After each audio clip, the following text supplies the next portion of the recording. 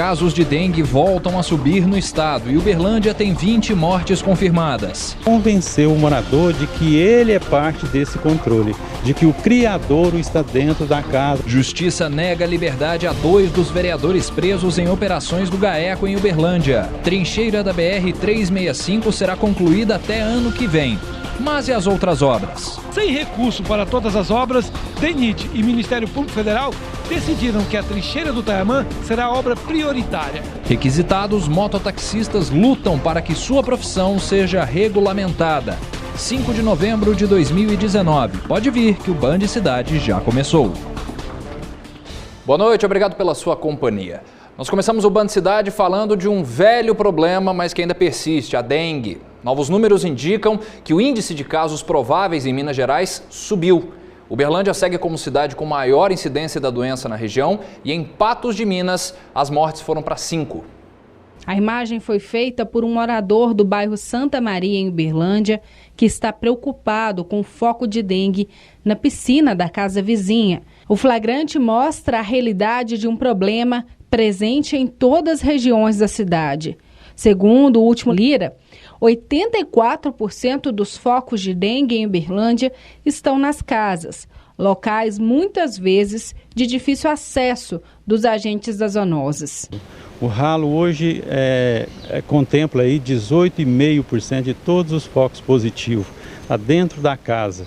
Em seguida nós temos com 11% o prato de planta, que é um criador que sempre figura entre os 3 primeiros. Logo depois o vaso de planta, o foco em cima da terra ali do vaso que está plantado no interior da residência. Segundo o boletim epidemiológico divulgado pela Secretaria Estadual de Saúde nessa semana, 20 pessoas já morreram na cidade. O município também apresenta a maior incidência de dengue na região.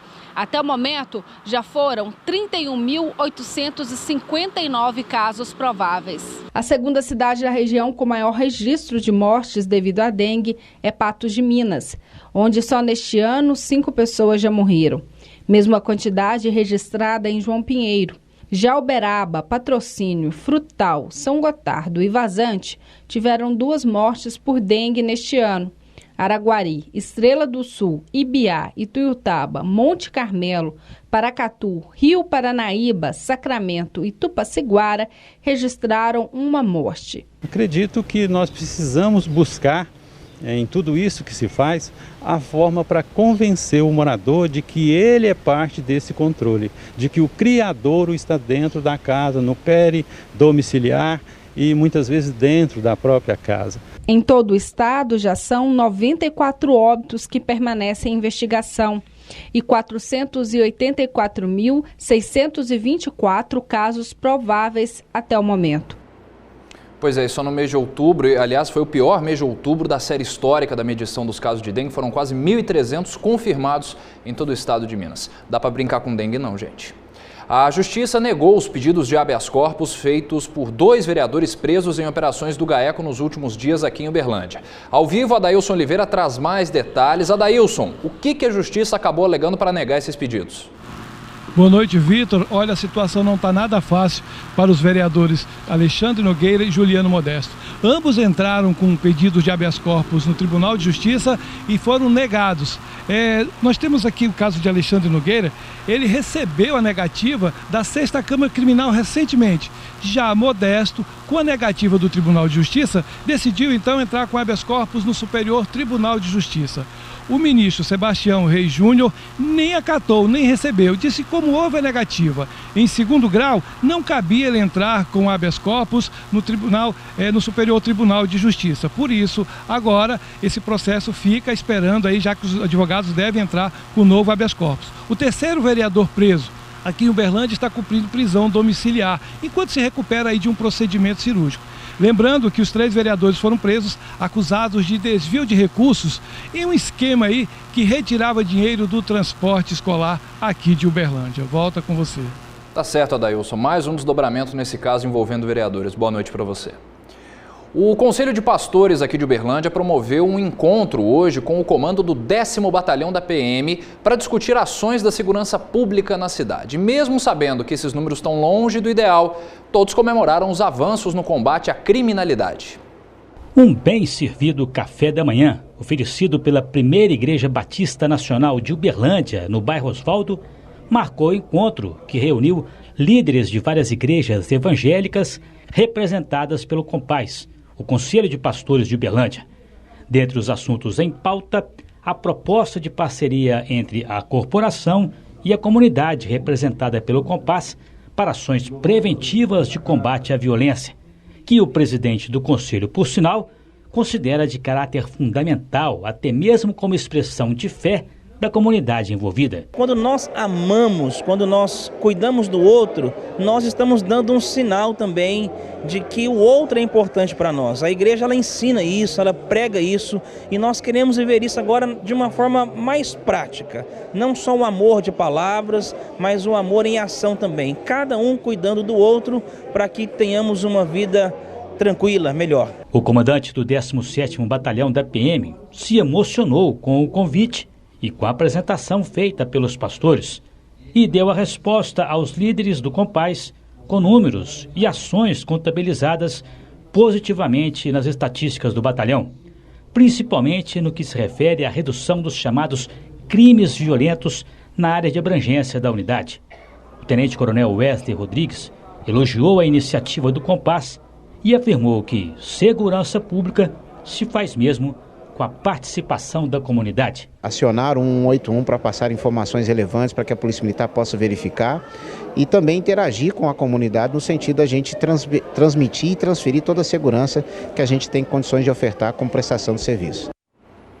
Falar de oportunidade, começaram hoje as inscrições para o concurso público do Hospital de Clínicas da UFO. Ao todo, são 804 vagas, sendo 216 para médicos em 58 especialidades, 475 para a área assistencial e 113 para a administrativa.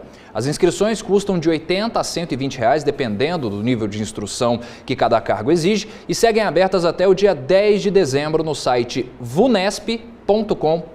Esse é o primeiro concurso do HC-UFO desde que a Empresa Brasileira de Serviços Hospitalares, a EBSER, assumiu o controle do hospital no ano passado, após uma decisão do Conselho da Universidade. Intervalo no Band Cidade, já tem o Giro da Segurança e as obras da BR-365 que continuam dando dor de cabeça. Voltamos já. Passa no Walmart! Tem feira com tudo fresquinho e da melhor qualidade.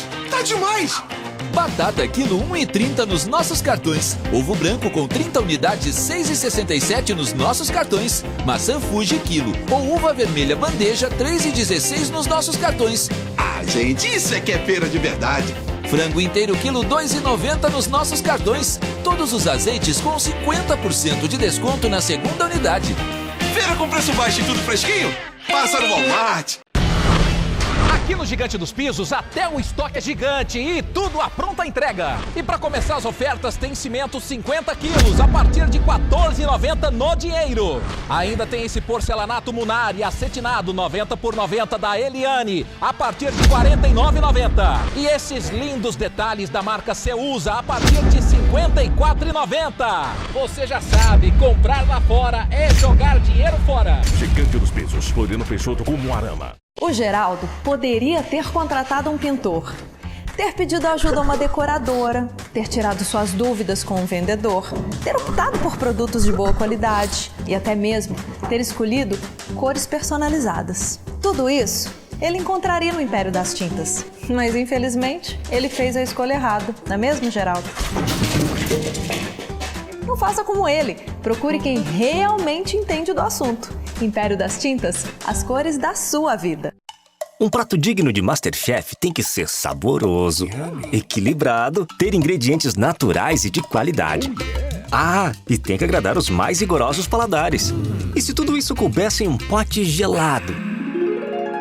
O açaí Triple Mix poderia ter sido criado lá na escola francesa. Mas é orgulhosamente brazuca, com frutos da região amazônica e você encontra nos melhores supermercados. Experimente açaí Triple Mix, naturalmente o preferido de todos.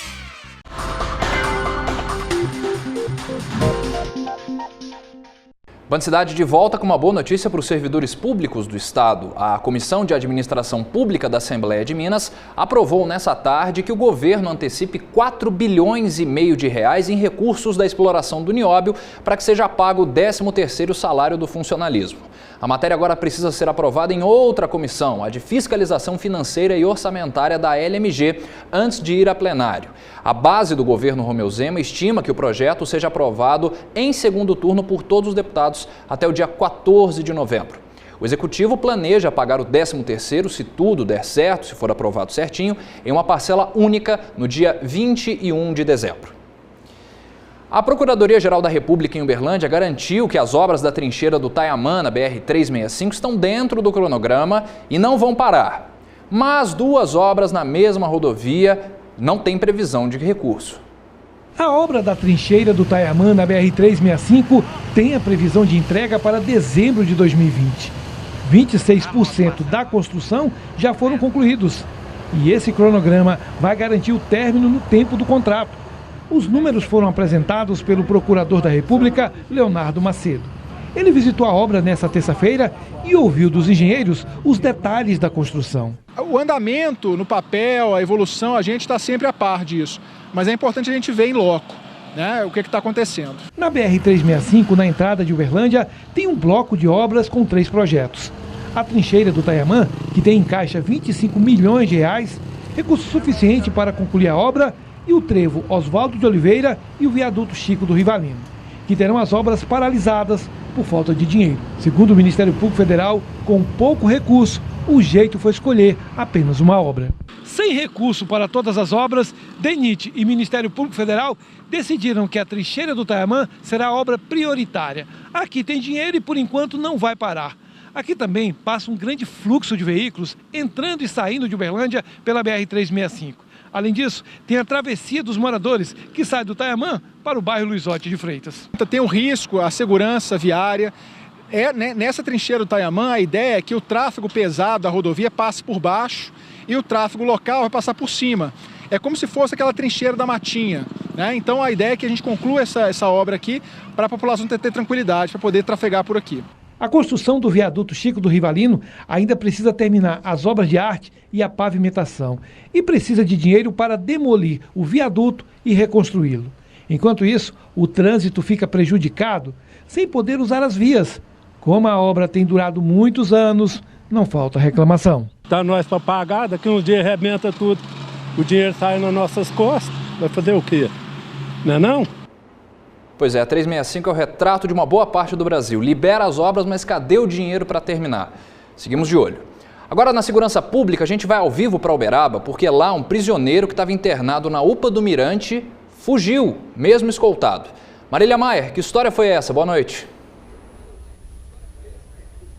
Boa noite, Vitor. Boa noite a todos. Olha, é até difícil de acreditar nessa história, mas aconteceu e foi registrada na unidade de atendimento do Parque do Mirante.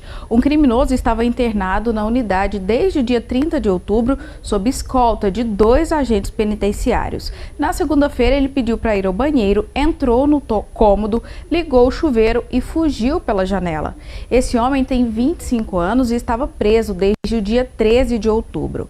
Sobre o assunto, a Secretaria de Estado de Justiça e Segurança Pública informou em nota que a Polícia Militar foi acionada logo após a fuga, fez o registro e o caso será apurado pela unidade prisional administrativamente.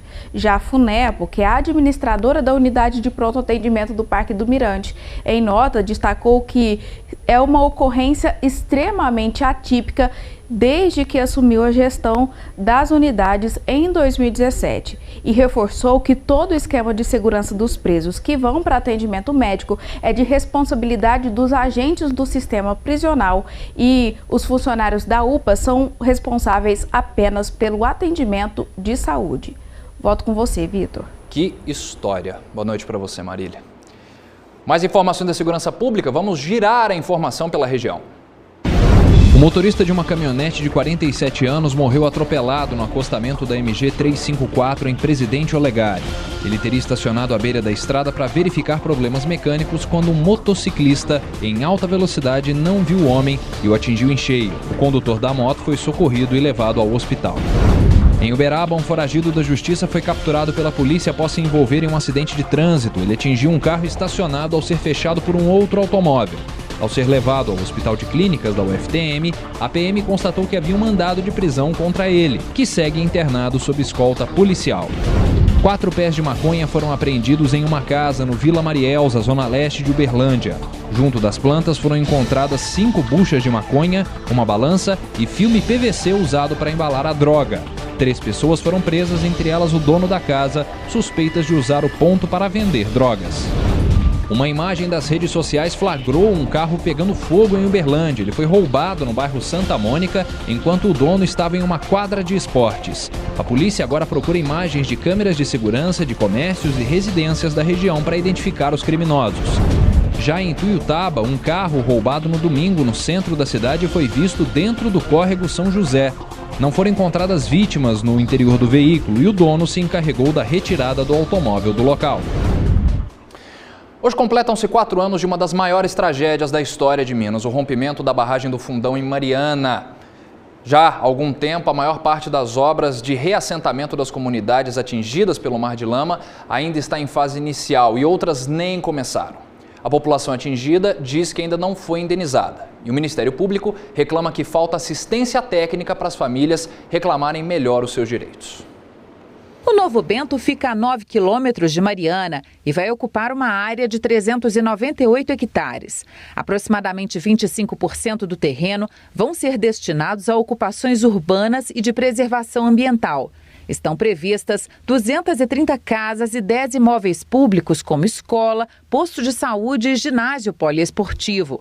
As obras começaram em janeiro e ainda há muito a ser feito. Acho que os atingidos estão bem satisfeitos quando eles vêm aqui, dão entrevista, porque agora eles veem a obra acontecendo. O local do novo distrito foi escolhido pela população atingida pela lama da barragem de Mariana, que devastou a antiga área.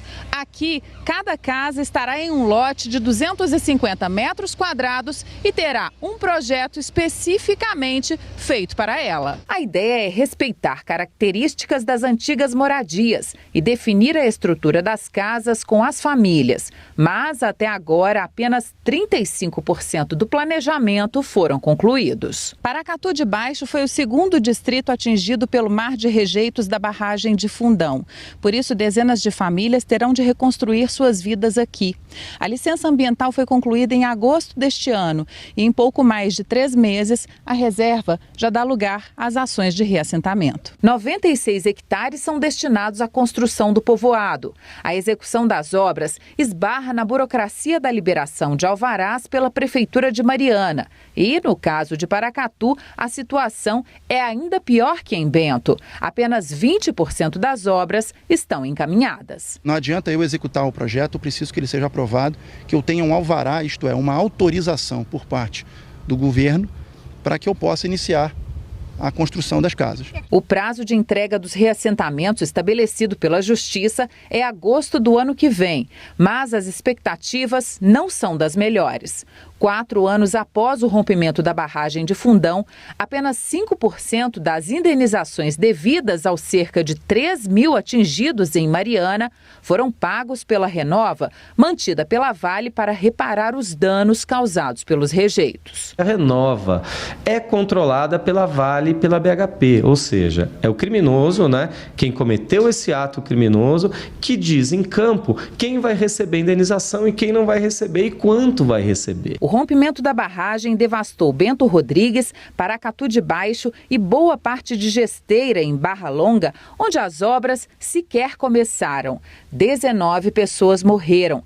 Quem viveu na pele os impactos da tragédia tem pressa em retomar a vida. São cerca de 360 famílias na região de Mariana de Barra Longa, sem casa até hoje, aguardando processos muito lentos de discussão de projetos, de compra de terrenos e de início de obras. Terrível. E nessa terça, outra tragédia ganhou novos contornos. Um relatório da Agência Nacional de Mineração mostrou que a Vale registrou problemas na barragem da mina Córrego do Feijão, em Brumadinho, antes do rompimento acontecido em janeiro desse ano e omitiu esses problemas das autoridades. O documento aponta ainda que as informações repassadas são diferentes de relatórios internos da mineradora, o que impediu por pelo menos 5 vezes que medidas cautelares fossem tomadas antes da tragédia. Em nota, a Vale disse que ainda vai analisar o documento. Bom, o Band Cidade faz mais uma pausa e na volta o drama dos mototaxistas que lutam para ter os seus empregos regulamentados. Voltamos já. Um dia você começa a enxergar tudo diferente e descobre que não basta existir. É preciso também pertencer. Faça parte de um mundo de oportunidades construído detalhe por detalhe pensando em você. Vestibular 2020 Unipan. O Unipan completa você. Você completa o Unipan. Inspire seu dia acordando sempre na melhor companhia. Inspire sua rotina com uma pausa cheia de novas energias. Inspire boas memórias com a pureza de um relacionamento duradouro e leve para casa 30 anos de aroma e sabor inesquecíveis. Café do Produtor, seu momento de inspiração. Estão abertas as inscrições para as entrevistas e exames de bolsas do curso BioRossi pré-vestibular.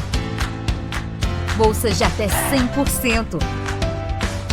Primeiras datas de exames: 3 de dezembro em Uberlândia, 5 de dezembro em Uberaba.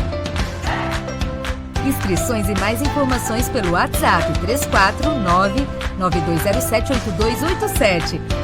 Curso BioRossi, preparação integral.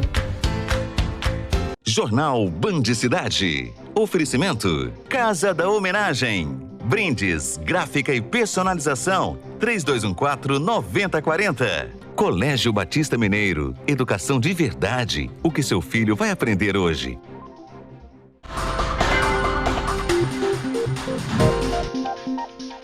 Estamos de volta e você sabe que logo mais, 7h20, tem um Jornal da Band. Vamos conferir os destaques dessa terça-feira. Daqui a pouco, às 7h20 da noite, no Jornal da Band, os detalhes sobre o pacote de medidas econômicas que o governo entregou no Congresso Nacional para reequilibrar as contas, e tem muitas propostas, né? Pacotão, medidas em todas as áreas, redução do número de municípios, possibilidade de reduzir e mexer na jornada do servidor público, repactuação do orçamento do governo para que o governante tenha mais flexibilidade, coisas, e além disso, até no final do dia, uma medida para privatização da Eletrobras. Os detalhes, né, que foram encaminhados ao Congresso. Também tem a nossa série sobre ciúme. Quem está acompanhando já percebeu que é difícil lidar com esse assunto, né? Hoje a gente vai dizer que homens e mulheres sentem ciúme de maneiras diferentes. Não perca os detalhes, é logo mais às 7h20 da noite. Igual a gente. Falando de esporte, foi realizado nessa tarde em Belo Horizonte o Conselho Técnico do Módulo 2 do Campeonato Mineiro. E tem ótima notícia para a torcida do Sapo de Patos de Minas. Antes da reunião na sede da Federação Mineira de Futebol, o América de Teófilo Otoni anunciou que desistiu de disputar o torneio marcado para começar no dia 8 de fevereiro do ano que vem. Com isso, o Mamoré, terceiro colocado na segunda divisão, conseguiu o acesso. O regulamento será mantido em relação a esse ano. As equipes vão disputar um turno único na primeira fase, todos contra todos. E um quadrangular final será disputado pelas 4 melhores equipes. E os 2 mais bem colocados sobem ao módulo 1 de 2021. Os 12 times foram representados por seus dirigentes e aqui da região vai disputar o módulo 2, além do Mamoré de Patos, o Clube Atlético Portal UCAP de Uberlândia. E agora a gente fala sobre os impactos da imprudência no trânsito, que motiva boa parte dos acidentes e dos atropelamentos. Estatísticas mostram que muitos jovens foram indenizados pelo seguro obrigatório de janeiro a setembro desse ano. Minas, aliás, é o estado que concentra o maior número de indenizações. Os números do seguro de danos pessoais causados por veículos automotores de vias terrestres, o DPVAT, revelam uma triste realidade. Neste ano foram registradas quase 10 mil vítimas de 0 a 17 anos. Isso significa que, por dia, cerca de 36 crianças e adolescentes foram indenizados. Mais de 70% tiveram algum tipo de sequela e cerca de 1.500 morreram. A A Amanda estava na calçada da rua de casa com a filha quando as duas foram atingidas por um carro. O acidente foi no bairro Alto Vera Cruz, região leste da capital. A pequena Camila, com 4 anos, não resistiu à imprudência do motorista. Ele estava bêbado, drogado, inabilitado. E ele subiu, bateu numa Kombi na direita, que amorteceu ele para subir no passe à esquerda e acertou eu e ela em cheio. A família recebeu o seguro DPVAT, cerca de R$13 mil. Para ela, é um dinheiro que traz tristeza e o que espera é justiça. O sentimento é de impunidade, porque mês que vem, agora dia 16, já faz 5 anos que tudo isso aconteceu, não tem resposta nenhuma da justiça. De acordo com o levantamento do DPVAT, o alto índice de atropelamentos chama a atenção. Isso porque a maioria, 58% das vítimas, estavam na condição de pedestres. O restante corresponde a indenizações de passageiros. Minas Gerais é o estado que lidera o ranking de sinistros. As motocicletas são as principais responsáveis pelos acidentes. Os automóveis ocupam a segunda posição. Em seguida, aparecem os caminhões e picapes e, por último, os ônibus e vans. O DPVAT é um seguro obrigatório que protege todos os cidadãos envolvidos em acidentes de trânsito sem apuração da culpa. A própria família pode fazer esse contato com o DPVAT através do site do DPVAT. Hoje o processo é muito simples, ele é muito fácil de ser manuseado, tem lá a relação de documentos e como que ela deve fazer isso. E é importante que se faça isso, para que se tenha de fato garantido o direito da indenização, né, para questões médicas, questões hospitalares também. Ainda falando de riscos no trânsito, uma profissão que não é regulamentada é a de mototaxistas. Aqui em Uberlândia é o drama de vários profissionais. Vamos ver. Na cidade, são mais de 1.000 motociclistas prestando esse tipo de serviço, todos na clandestinidade. Uma lei federal determina que os municípios precisam criar normas com a regulamentação da atividade. Uma lei foi aprovada pela Câmara de Vereadores em 2012 e até hoje a Prefeitura não colocou em prática. Sem a regulamentação da lei, hoje qualquer pessoa pode pegar uma moto como essa e fazer o serviço de mototáxi em Uberlândia. Ministério Público e até mesmo a Câmara de Vereadores deveriam exigir que a Prefeitura regulamentasse, criasse as regras para a segurança de quem usa o serviço. O presidente do Sindicato dos Mototaxistas disse que é impossível saber quantas pessoas trabalham com motos fazendo o serviço de transporte. Registrados com o sindicato são 1.000. Sem a regulamentação, não existe segurança para o passageiro e nem para quem exerce a atividade. A lei federal exige que o mototaxista faça cursos de especialização, tenha no mínimo 2 anos de carteira de habilitação. Não pode ser menor de 21 anos, além da exigência dos equipamentos de segurança e higiene. Está aguardando agora só a questão da prefeitura fazer a legalização. A lei já foi aprovada pela Câmara. Então, inclusive, já fui notificado pelo Ministério Público Estadual, já respondi, já fui notificado pelo Ministério Público Federal, já respondi e dizendo o seguinte, da parte do sindicato, da parte da categoria, está tudo ok. Aguarda agora somente a regulamentação por parte do município. O advogado Matheus Rodrigues explica que para o passageiro que sofrer um acidente ou uma má prestação de serviço, não pode reclamar ao poder público. Só resta entrar com uma ação contra o mototaxista, pois existe aí uma relação de consumo.